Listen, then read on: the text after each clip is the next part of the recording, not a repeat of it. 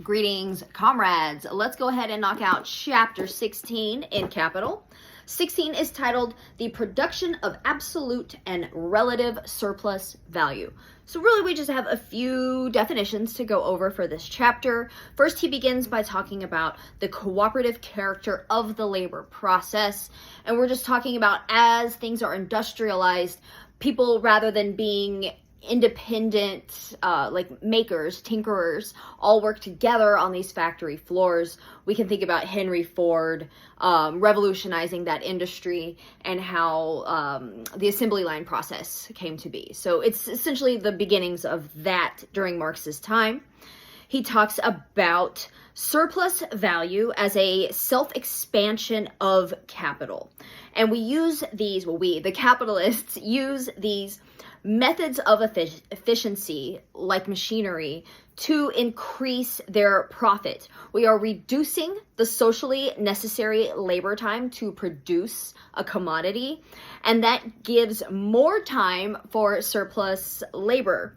And again, we know that surplus value is just profit, and so surplus labor time is the time of your workday where all the money that you make is just going to your boss.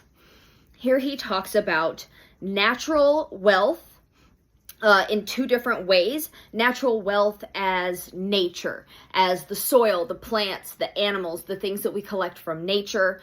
And then we also talk about natural wealth as labor, as what the worker brings to the table is another form of natural wealth.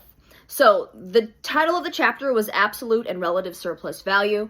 Relative surplus value is technological improvements that lower the socially necessary labor time. So this machine is more efficient, and the time it takes to produce this commodity, that socially necessary labor time, is reduced, okay?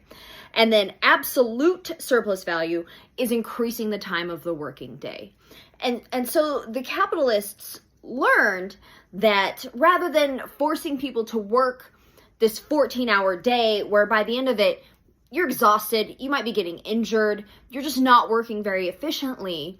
When we shorten that time to maybe 10 hours a day, people are more efficient, they're better rested, and they can work harder and make the capitalist more money. So capitalism produces surplus value, right? That is literally the point of capitalism. And the production of surplus value makes you a productive laborer. So when you talk about labor being productive, we're essentially just talking about, are you making money for your boss? That's it. That's all they want is money. That's all capitalism is just how do you squeeze the working class, the workforce, to make more money for the capitalist. That's it.